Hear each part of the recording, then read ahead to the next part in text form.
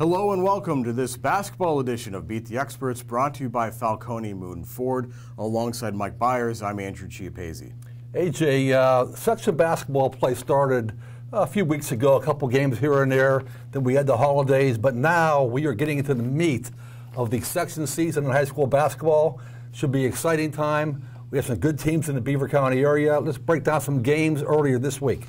Yeah, and we begin with a girls basketball showdown that will tip off in just a couple of hours.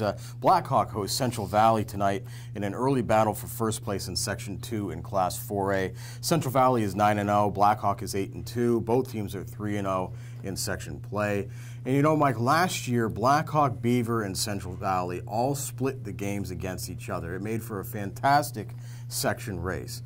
Beaver is down in Class 3A, so it's going to be just Blackhawk and Central Valley fighting it out this year, and both teams are loaded. These are two great basketball teams, ton of star power, good coaching. Mackenzie Amelia and Maddie Albacher, Division I guards for Blackhawk, excellent scorers, great defensively.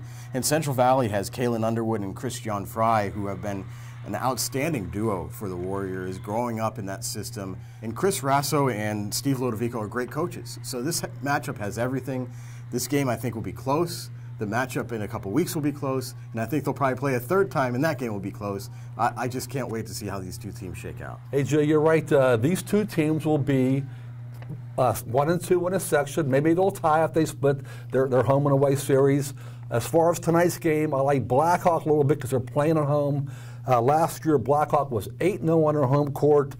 2 years ago, 6-1. Only loss was the Beaver at their home court. Like you said, both teams have plenty of talent.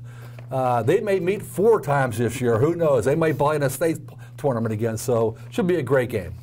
We have another first-place showdown on Tuesday as the Moon boys travel to Chartiers Valley. Moon is 10-0, 3-0 in Section 2 in Class 5A. Chartiers Valley is 7-1, 4-0 in section play. You know, Mike, Moon might be the deepest team in the WPIL. All 5 starters back from last year, and then Donovan Johnson transfers in from Olsh.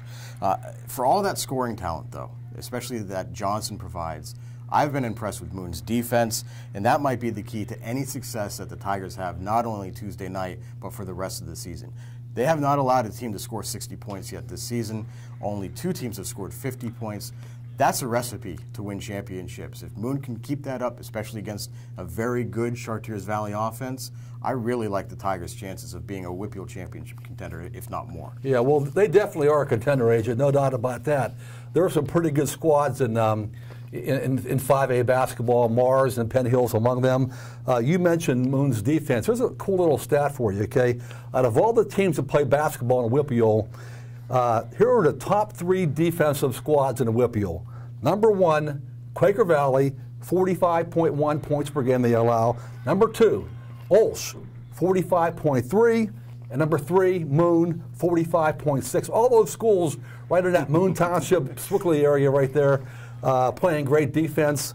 AJ, Chartiers Valley is scoring 70.3 points per game, a high-scoring squad, so we'll see how Moon's defense stacks up at Char Valley. And I will say this is the Chartiers Valley team without Coach Tim McConnell. He's been there 25 years, one of the leading winningest coaches in WPIAL history. He now coaches the Char Valley girls team, so we shall see how Char Valley stacks up with a brand new coach this year. Yeah, and finally, a pretty good non-section game on Tuesday as well. That includes one of the teams you just mentioned, the Olsh Chargers. They'll host Aliquippa, and this is a matchup of 2 teams with championship aspirations. And despite me expecting them to be fairly good this year, I wasn't sure how in sync either one of these teams would be early on. And I've been impressed with how both Olsh and Aliquippa have played so far. Aliquippa seems to be much more evolved on offense than they were last year.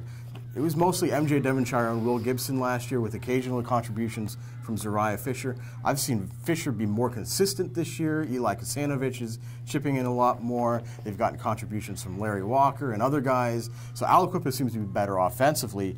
And I thought Olsh would take a little bit of a step back, losing Donovan Johnson, but Darren DeMichael has taken another step forward. He's been very good. Rico Tate, I love watching his game inside. And of course you have Austin Wigley and Dante Spatafor, 2 other great players as returning starters. So this is going to be a great game. It's a championship quality game and a non-section game on a Tuesday night. Yeah, in and January. AJ, remember, both of these schools had football teams that went really deep in the playoffs.